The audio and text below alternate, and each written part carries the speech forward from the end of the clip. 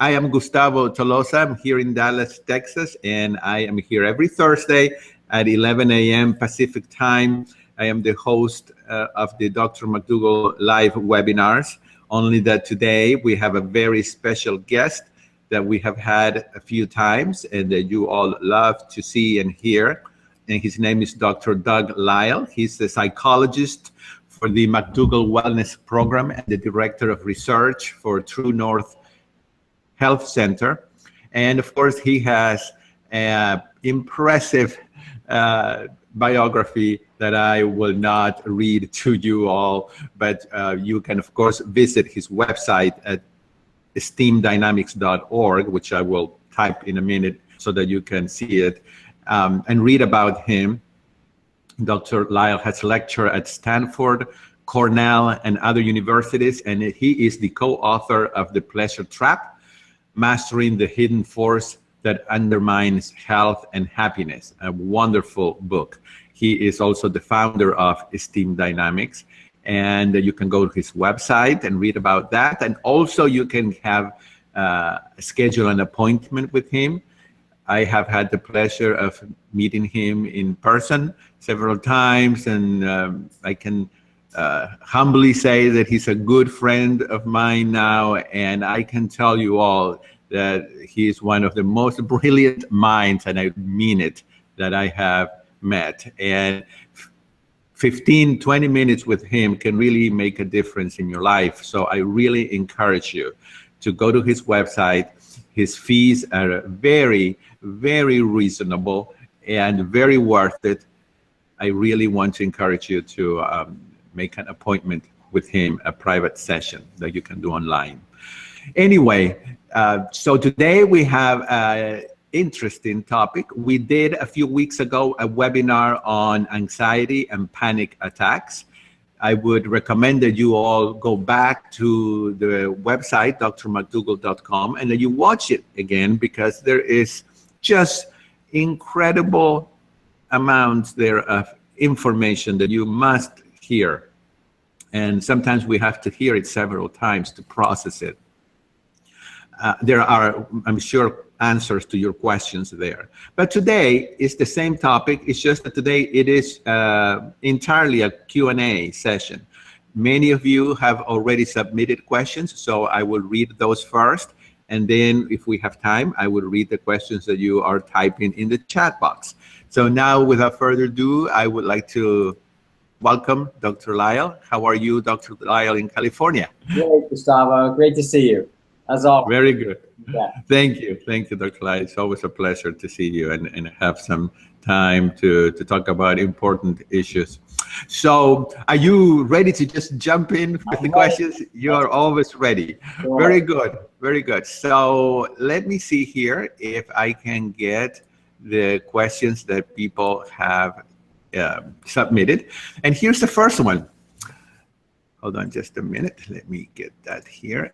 My sister suffers from anxiety and panic to the point where she can barely leave her house. She starts every day with a big cup of coffee with sugar and ends the day with half a bottle of wine. Okay. Don't caffeine and alcohol make this disorder worse?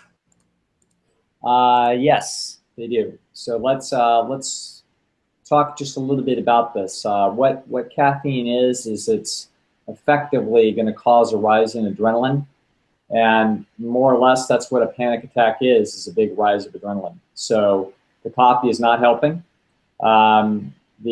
Sometimes people will use that in an interesting way, and that is if they're a little edgy and then they drink coffee, it gives them a reason to understand why they're edgy. And so it can quiet down the brain's search for, I wonder why I'm kind of jittery. Because now I know, I can search in my mind and say, oh, it must be the coffee. And so in a funny way, that can give people some relief, but it's actually amping them up. And then of course the alcohol at the end of the day is just because she is still anxious and has more adrenaline than she can use in order to get to sleep. And so then she's using alcohol to knock herself out because that's basically a sedative. So this is, the problem is that then then you don't sleep so well. You don't sleep actually a natural recovery sleep with alcohol. You will sleep, but you won't go through the normal sleep cycle. So then you're going to wake up kind of wiped out, not as healthy and sound mentally, and as a result, you're more edgy because you're a little bit more vulnerable, and you know it intuitively, and then we start the whole cycle again. So certainly those things aren't helping, but the biggest thing that your sister needs to know is she needs to maybe watch my webinar that we did last time about anxiety and panic attacks, because this is I've had several people contact me, and I've gone through half an hour session since that webinar. And what's interesting to me is I feel like that webinar is really quite comprehensive in explaining things, but it's interesting how people need to hear it again. The basic process is this, that we need to understand sort of at a pretty deep level that a panic attack or anxiety attack is actually nothing other than a natural defense that you have against predators. And so therefore, it's very much like if a doctor, I can remember I went to a doctor once when I was worried that I had a bad ankle injury. And that doctor was an orthopedic surgeon. And he grabbed my ankle and started twisting it. And I was looking at him like, hey, hey, that's really bad.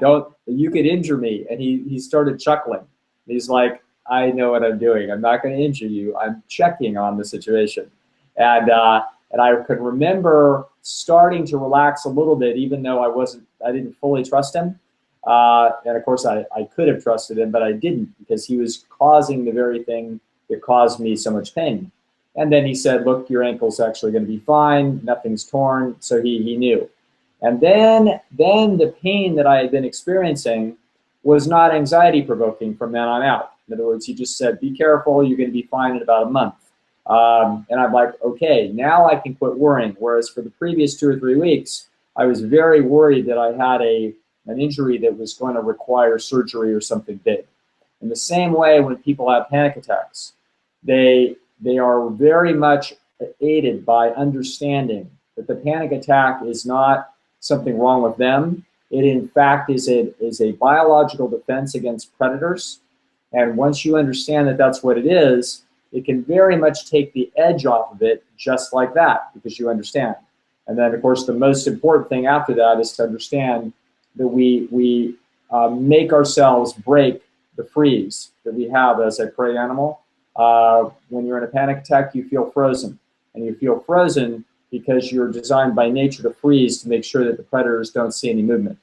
So if you break the freeze and you start to use your big muscles, jog in place or just contract muscles if you're in a social situation, if you do this over and over again, you will actually be processing your way through the panic attack, and it will end very quickly. So I would encourage this person to have her sister watch this webinar and then have her try it, just once.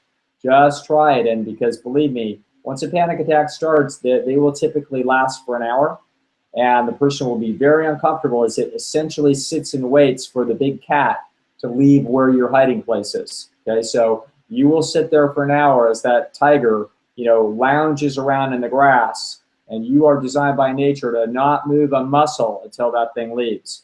That is a horrendous state to be in.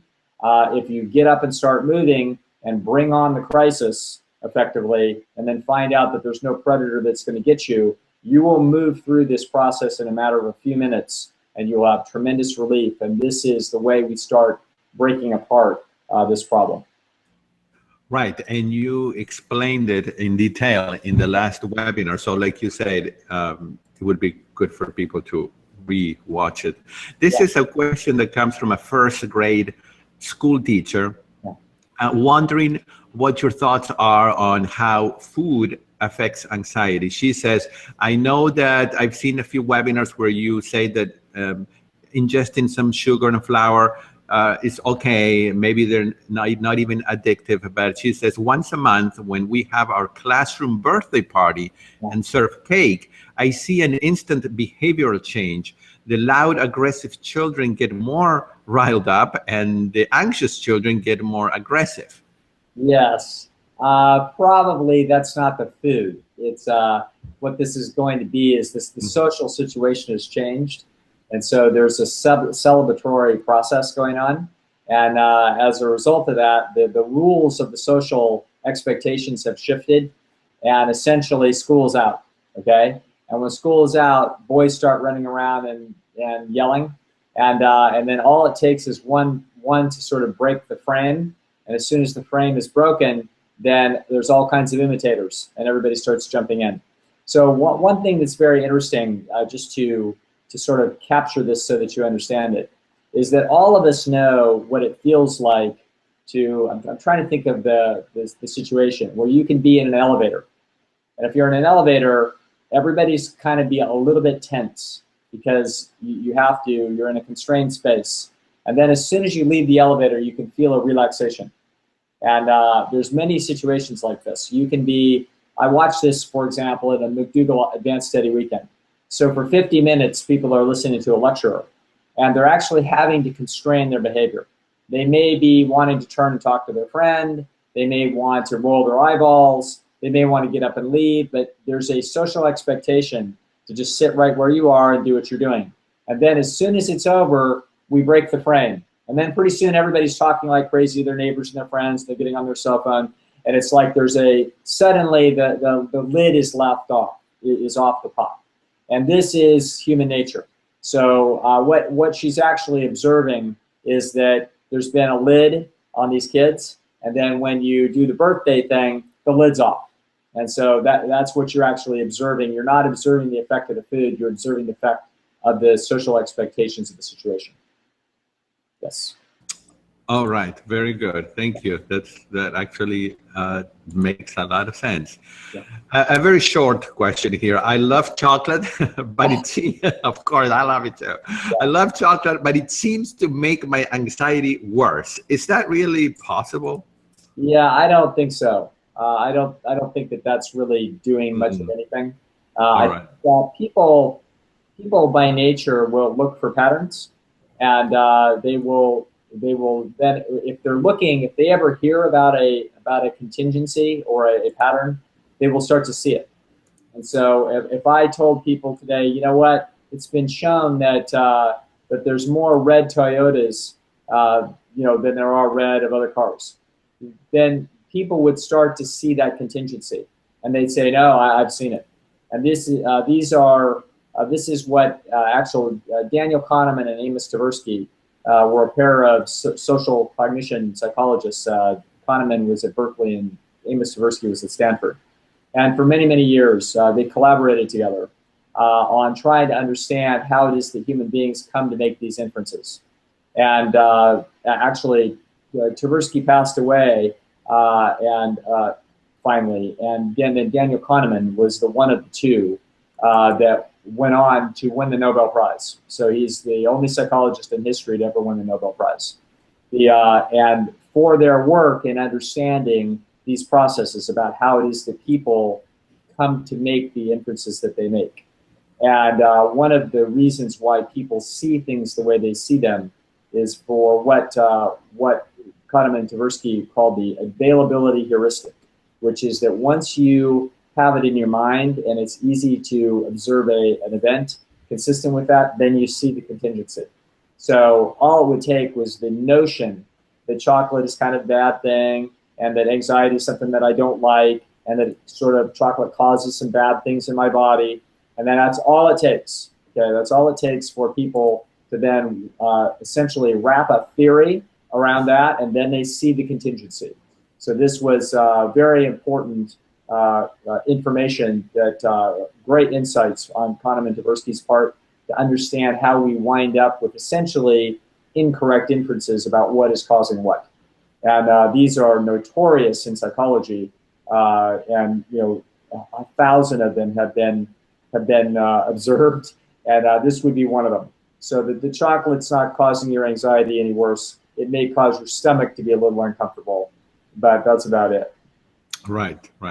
Okay, very good, very good. I know someone is asking if you could describe how the symptoms of an anxiety or of a panic attack closely mimic a heart attack, but you described that in a very much in detail in the last webinar. So please, I will type it here, but just go to drmcdougall.com and go to the webinar page and find the anxiety and panic attack webinar from last time. It would, if we have time, maybe we can do it at the end, but it would be kind of redundant. It would, yeah. I don't want to say a waste of time because it's never a waste, but we would rather go ahead and answer questions today. So another question is, I was out on 10 milligram Lexapro for panic disorder and it stopped my panic attacks. I have made many unsuccessful attempts to get off the drugs by lowering the dose slowly over several months, but every time I get down to 2.5 milligrams, my panic attacks return.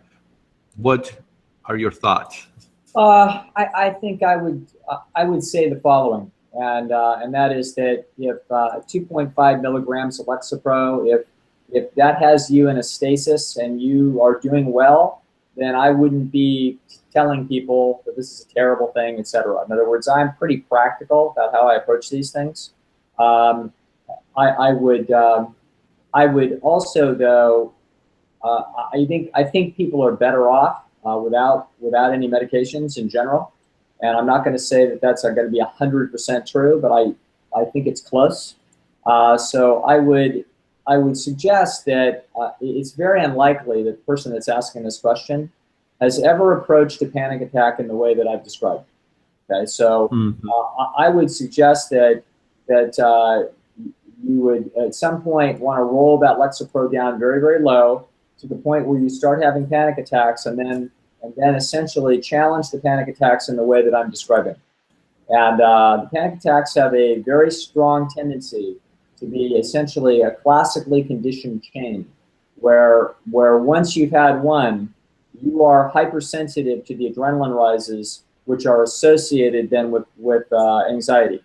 So once you've had one, it's you yourself become the source of the environmental stimulus, which then causes another panic attack, and that is your own sensitivity to your own adrenaline rising.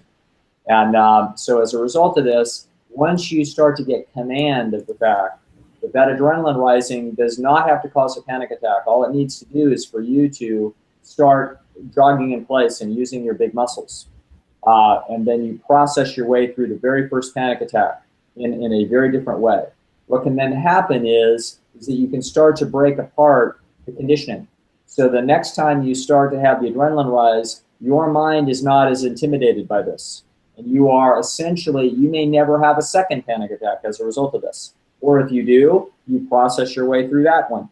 And by the time we essentially attack and challenge 3 or 4 or 5 panic attacks in a row, then what happens is that the contingency between adrenaline rise and panic attack starts to break apart. Okay? It's basically like if every time you go to the refrigerator, you feed your cat a treat, and you keep doing that. And then that means every time you go to the refrigerator, that cat's running after you, and squalling. But then if you don't do it, if you go to the refrigerator and then sometimes don't feed the cat, or you consistently don't feed the cat, then by the time you do that 15 or 20 times, that cat is not as excited and demanding when you go to the refrigerator, if you never feed the cat again when you go there. So as a result, you break apart the pattern, and then the system changes, okay?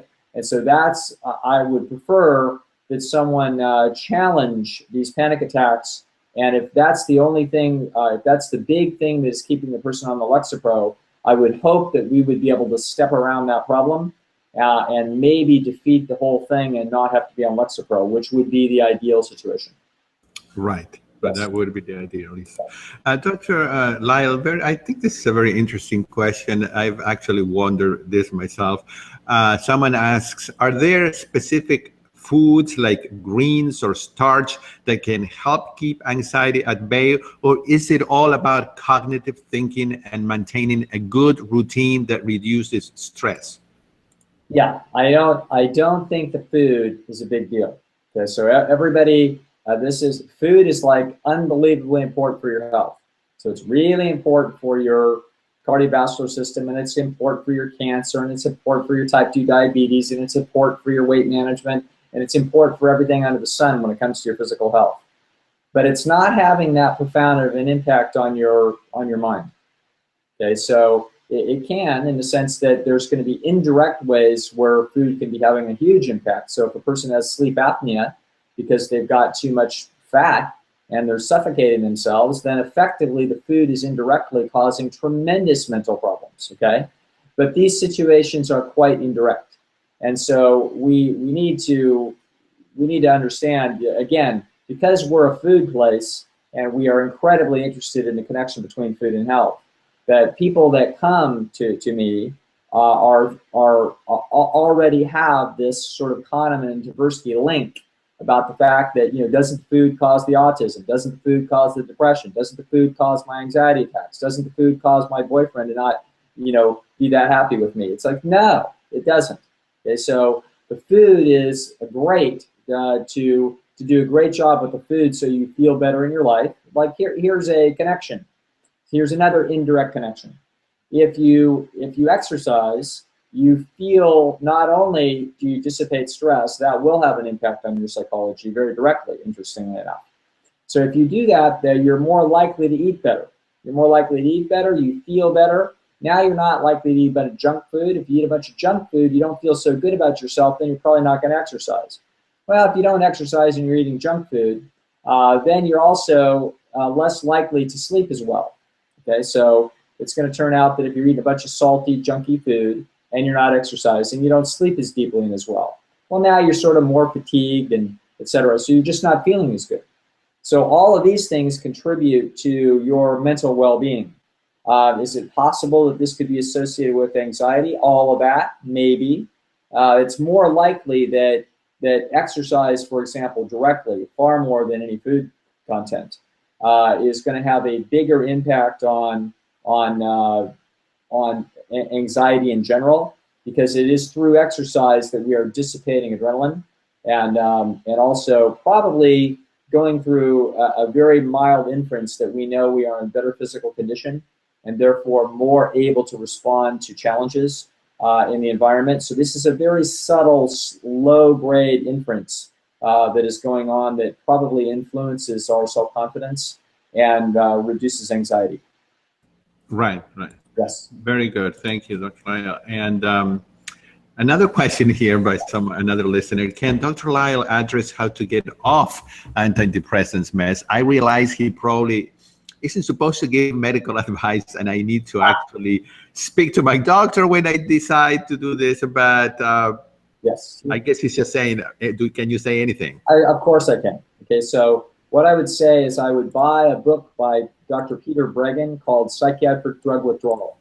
And I would read that book before I talk to my doctor, because when you talk to your doctor, you're going to be sort of telling the doctor rather than asking the doctor. In other words, you're going to be gently saying, this is what my plan is, and I'm planning to do this, and I need your assistance to sort of step down in this way.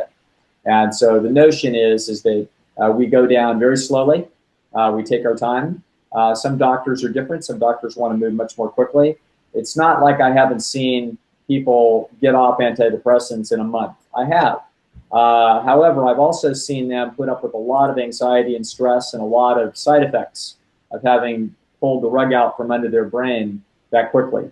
So it's not that it can't be done, and if you did it, that's fine. So people out there that may have done that sort of thing. So it's not like it's impossible. It's just that it's laced with risk. And the risk isn't that something horrible is going to happen. The risk is that the person will go into a withdrawal and they will be very anxious and depressed. And then they will go back on the medication thinking that they cannot get off the medication. See what I'm saying? So this is the problem. So we would rather move very slowly and very surely than move quickly, because we're only going to do this once. And once you're off it, you're off it. So yes, Dr. Breggin's book, Psychiatric Drug Withdrawal, is the book that I would use to educate myself before I talk to my doctor about this.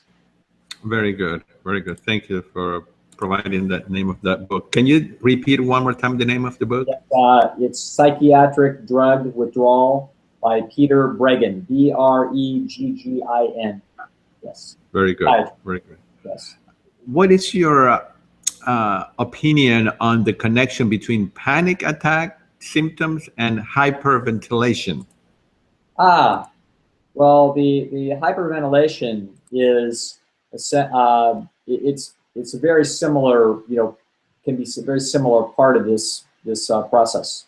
So, in the same way, hyperventilation, some panic attacks will result in people hyperventilating.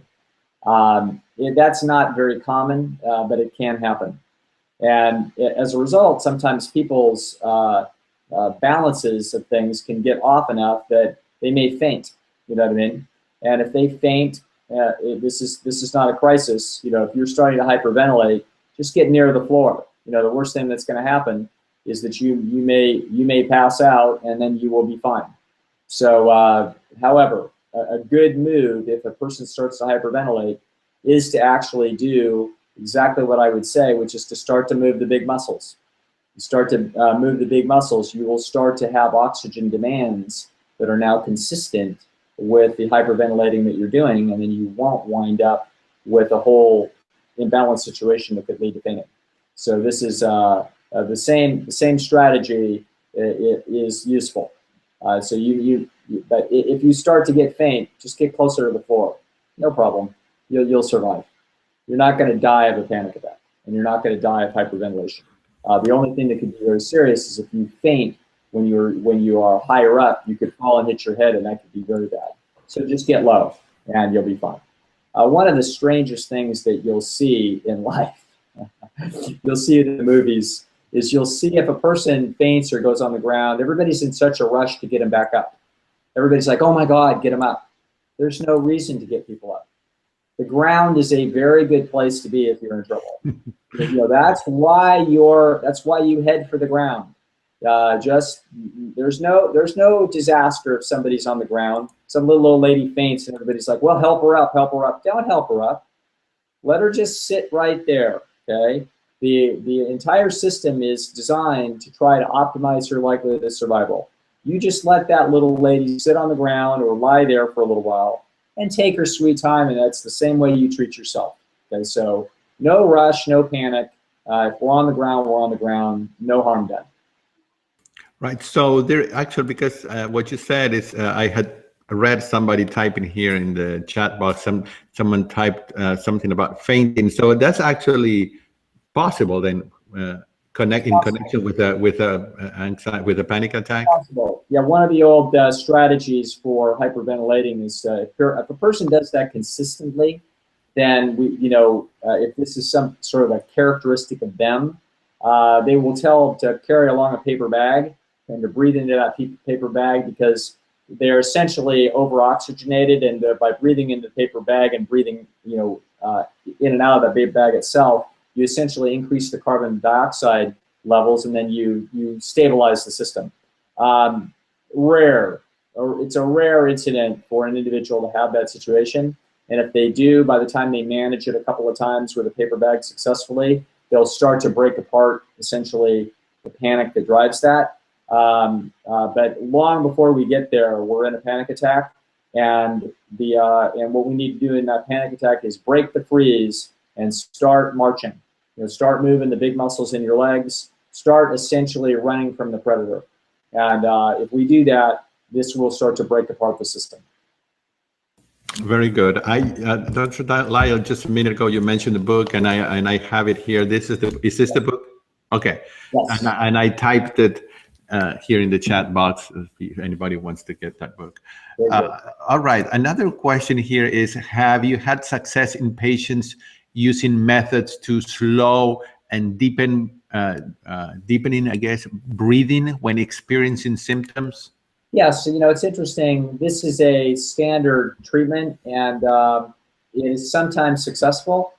So if you can have mild anxiety, sometimes people will be able to catch themselves, because what they'll start to do is they'll start to restrict their breathing.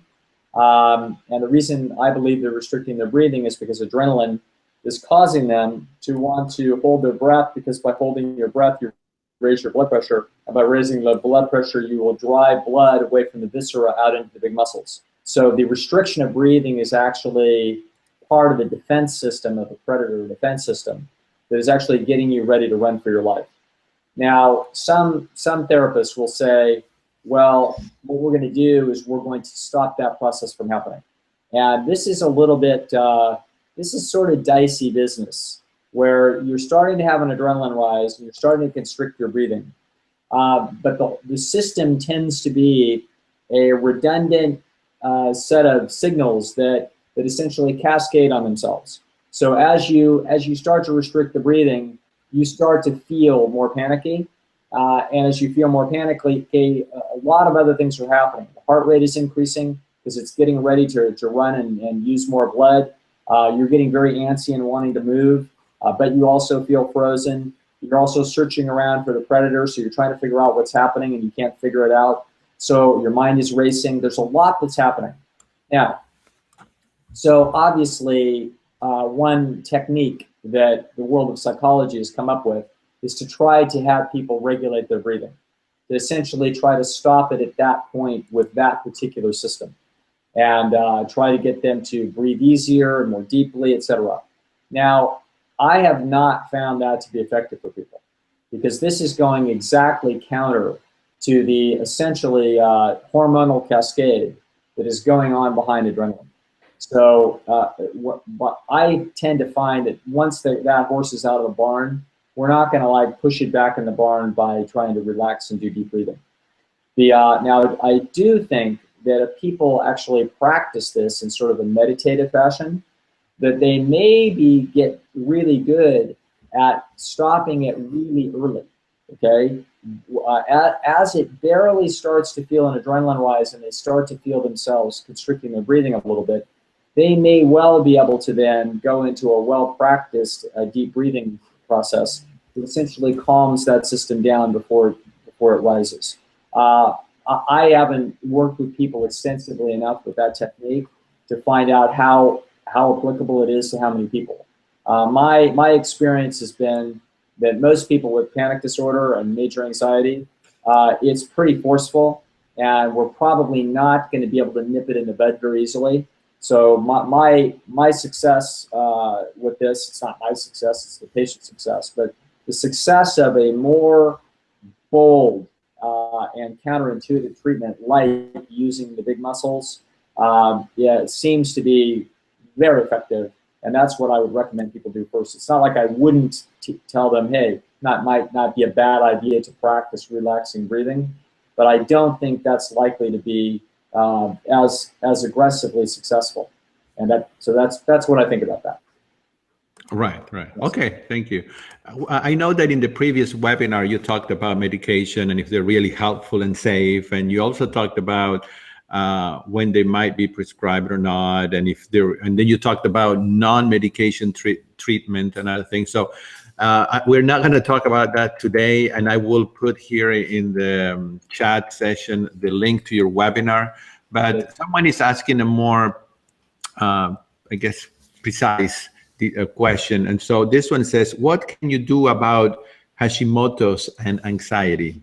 Yeah, Hashimoto's thyroiditis. That's what you're having is a thyroid. There's a thyroid condition. It's an autoimmune disease, and so as a result, the thyroid is not very consistent in how it works, and so therefore people can get anxieties as a result of essentially systemic waves of imbalances that are taking place hormonally as a result of having a disorder. And so I can't tell you. The Hashimoto's, you would want to have the Hashimoto's treated as intelligently as possible. I believe we have, by the way, success with Hashimoto's, quite good success here at True North Health Center with the use of water fasting. So I think it's useful for people that may suffer from Hashimoto's that may be responding only so-so with respect to a healthy diet. There is another tool in the drawer, which is water fasting, and I would encourage people to contact True North Health Center and email Dr. Goldhammer about that if they're interested and they want to deal with this. But when it comes to the anxiety of Hashimoto's, that's going to be such a rare process. I've never treated anybody who came into me and said, I have Hashimoto's and I have this issue. I have wound up treating people that were not successful with my strategy. And in the two cases that I had in my career where the people were not successful with this strategy, it turned out in both cases they had unusual physiological irregularities that were causing unusual physiological responses that were then cascading into panic. Okay, so Hashimoto's would be one of those. Interestingly enough, people would improve, but they didn't. Here's the issue: you can manage a panic attack with this same strategy, because no matter what's causing it, even if you have a physiological cause that's for example, a heart irregularity that sort of cascades us into a panic attack, you can still use the very same strategy, which is to contract and use the big muscles to process your way through the panic attack. But it may never break up the conditioning paradigm. So you'll have one another 6 weeks from now, and you'll have another one 6 weeks from now. Whereas most people that have strictly panic disorder, that is nothing other than a conditioned process behind once having had a panic attack and then we've had a chain of them, those people tend to get rid of them, and either get rid of them forever or get rid of them for enormously long lengths of time before one day may crop up again. So, so with Hashimoto's, the person that's asking that, I would do exactly what I would tell anybody to do, except I wouldn't expect it to essentially break that up, and so that you don't ever see it again. All right, very good. Thank you so much. Let's see about this here. What's the best? Actually, let's turn the tables around and say that I am with a person. Yes. This is one of the questions. I am with a person that is, I can see that is starting to get a panic attack. What's the best way to calm down that person? I mean, if I don't have you there, or if I don't have anybody else, what can I do? Have them start lifting their knees in a march. Okay, have them stand right up and start lifting. In fact, if they're in good enough condition, if it's a little old lady and she's 50 pounds overweight, she can't jog in place because it would be too hard for her physically. But if it's a person that is in reasonable physical condition, the best thing they can do is to start jogging in place. And jog and jog and jog till they get tired. They'll get tired in about 20 seconds, and then they'll want to sit down. Okay, and then when they sit down, they'll be breathing deeply, which is exactly what the other therapeutic model is. But this way, we caused it by actually causing an oxygen debt as a result of using the big muscles. So then when you start to breathe deeply and you start to relax the muscles, the brain starts running inferences that says, predator must be gone, or we wouldn't have stopped running. Okay, so this is a very important cascade that starts to get limited. And if the person's still anxious, which they probably will be because they got plenty of adrenaline, then you get up out of the chair and you run again for another 20 seconds. And then you get tired and sit down. So you do this about 6, 7 times, and within a few minutes, the panic attack will de-escalate. So that, if it's happening right now, fantastic. There's nothing better than having it happen right now. If you're right there, nobody's going to die of a panic attack. This is nothing other than a predator defense. So get up out of their chair, which they don't want to do because they are frozen. They're frozen. They're in a freeze with a big African lion 80 yards away, and their system says don't move, and yet they're panicking. Okay, that's what that big adrenaline rise is saying. So what you need to do is force yourself up out of that chair, even though you feel like you can't, but you can. Get up out of that chair, as weak in the knees as you are, and you don't want to move because you don't want the predator to see you. And get up and start jogging in place. Once that happens, the system says, oh my God, we're in this. There's no way out. Now he sees me, okay? And you start to run. And as you start to jog in place, you will start, by 20 seconds later, you will recognize, your brain will recognize, we're not in that much trouble. There is no predator. Suddenly I'm feeling tired. Yeah, what a joke that is. You're not even close to at your capacity. You could have run 10 times faster or 10 times longer if there's a real predator. Your adrenaline is not that high, okay? It's just high enough to be very uncomfortable. But if you get up and process yourself way through that adrenaline, then when you sit down, you will feel much better even after the first jog. and you'll feel tremendously better after the third or the fourth, and we will break apart that system, and we're on our way. That's how we do it. Right. All right. Thank you. Essentially, that's how you do it, even if you have moderate anxiety. It doesn't have to be a panic attack. You can just be a little nervous about, I don't know, meeting your new brother-in-law, and it's like, no problem.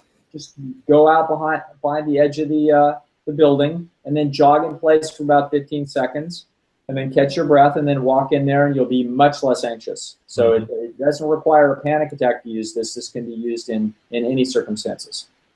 Oh, great. Okay, now I know what to do. Got it. You got it. Dr. Lisle, have you ever heard, someone here is asking if you have ever heard of Dr. Claire Weeks, the nervous disorder pioneer from Australia? No, haven't. No, okay. I'm not that knowledgeable in the area of anxiety. All right. This is just my own personal technique that I ran across about 20 years ago. And this is a sort of a derivative. This falls very, very reasonably out of human natural history, and so I came up with this. I have now since found out that other people use this, and they've discovered this independently. So it's not my own. It was my own original invention to me, but it's been in other people. Okay. It's surprisingly not a commonly used technique. Right. And so, and I think that's because people aren't thinking of it as predator defense. They're thinking of it as, something that we have to learn how to breathe easier and think thoughts that are less. Right, exactly. It's not quite following a straight cognitive behavioral analysis won't necessarily arrive at this solution. And so it has not arrived at the solution. And yet the solution is remarkably effective. Right. And so, yes, no, there's a lot of research. I'm aware of some of the research out there in the world on anxiety, but I had not heard of that pioneer. No. Very good. Dr. Lisle, I know that we're having probably just a couple of minutes left, and I just want to put one more question in. Someone is typing, how are depression and anxiety related, if they are related? Yes, they're not really related that closely. But they are somewhat related. So if we were to look at moods in general, so the average mood of a person, we're going to find that mood at any one moment runs a gamut from depression all the way to boredom. And so we're going to now look at this. I'm going to take this in the following way. So depression is where your confidence that you're going to be successful is very low. Anxiety is one step up, where your confidence that you may be able to make this work, but you probably won't, and it's very scary. Okay. Stress is the word we use to describe one notch above that, where it's like 50-50. Like you might be able to do this, but it's going to take really a lot of effort on your part. Excitement is where we're pretty sure we're going to be successful, but we're not sure we're going to be successful. And then boredom is where we're 100% sure we're going to be successful. So this is on a continuum of perceived probability of success mapped also against the importance. So let's look at a Super Bowl. Okay, so no team gets to the Super Bowl and says, wow, I'm really depressed because I think we're going to lose. No, that's not how they feel. They feel like they've got a good chance. Okay, so are they anxious? Sort of anxious. They're more stressed than they are anything else. They are feeling like we have to work really hard. Their anxiety is a symptom that starts to indicate that the best move is to avoid it. The best move is to avoid the predator. The best move is to avoid the brother-in-law. The best move is to avoid the speech. The best move is to walk off the stage and not face it, etc. Anxiety is an avoidance reaction that says we may not be able to handle this. Okay, so stress is, I can probably handle it, and I might win and I might lose, and it's going to take everything I've got because it's right on the line. That's what that football team feels at the Super Bowl, because they know they're essentially as good as the other team. And the difference of winning and losing is going to be how hard they work and some critical decisions that they make. That's stress. That's a student that knows they need an A, but they're working really hard and they've gotten A's before and they think that they can get it, but they're not sure they're going to get it. That's stress, okay? Excitement is when it looks like you're going to be successful. Okay, so now we're 2 touchdowns ahead of the Super Bowl. We're really excited. Oh my God, I think we're going to win. Okay. Boredom is the San Francisco 49ers back in Steve Young's day. They're up like 35-0 at halftime. Everybody's shutting off the TV set. Like nobody cares. This thing's a blowout at halftime. It's actually boring at this point. Okay, so this is human life. It goes from depression to anxiety to stress to excitement and then to boredom. And it's all about the perceived probability of success, where depression is very low perceived probability, anxiety is low, stress is medium, excitement is high, and boredom is 100%. When you were a little kid, you were stressed about learning how to tie your shoelaces. Okay? If you were only so-so at it and your mom said, oh, look at Billy, he can tie his shoelaces now in front of a bunch of people, you were anxious. You were like, I'm not sure I can do it. Not under this pressure. Now I could look bad. So, but then when everybody was gone and you were just doing it yourself, you were stressed because you weren't sure you could do it. As soon as you start to pull the strings through and you can see that you're going to make it, you start to feel excitement. You're like, oh, I got it. See what I'm saying? 15 years later, you're bored. There's no excitement at all in whether you can tie your shoelaces or not because your perceived probability of success is 100%. So the relationship between depression and anxiety is the fact that they're both reactions to the perceived probability of success of important things. Depression is simply that you are quite certain that you are not going to be successful, so you feel defeated, and that feeling of defeat is causing you to stop putting energy into the idea. That's what it is. Stop the ad campaign, stop the plan to be an NBA player, stop the relationship because it looks like it's not going to work. This is what depression is. Depression is essentially throwing in the towel and saying, that strategy for that goal is not going to work. Anxiety isn't quite there. Anxiety is, I don't think it's going to work. And so that's how they are related, but and that's why they can co-occur. In other words, you can bounce from depression to anxiety and depression to anxiety and all the way up to stress and then back down to anxiety. That can happen in 5 minutes, just talking to a consultant. Well, I'm not sure that you can do this. I probably think you can't. Oh, now I'm depressed. But it turns out we get a break here. That may work. Oh, really? And back and forth, your nervous system is not stuck in a slot. It can look like it is, but it's actually a fluid movement along this gradient of your perceived probability of success. And that's how that works. Very good. Okay. Well, brilliant as always, Dr. Lisle. We all appreciate it very much. I know that there are many other questions left, but please watch this webinar, which is being recorded, and you will receive a replay link. And please watch Dr. Lisle's previous webinar that is on Dr. McDougall's website. And again, I want to encourage everybody to talk to Dr. Lisle on a one-on-one, maybe even 30-minute session. Your website, if I'm correct, Dr. Lisle, is esteemdynamics.org, right? That's correct. Very good. Very good. Very good. Anything else you would like to say about how it works to schedule a session with you, or how long it is, or anything like that? No, that's all fine, Gustavo. It's all right. Simple, it's straightforward. It's just like talking to me, like you and I are talking. And very good. Yes. I'm always happy to do that. I've got a certain number of hours set aside every week for that. So I'm always glad to be as helpful as I can. And excellent. Very good.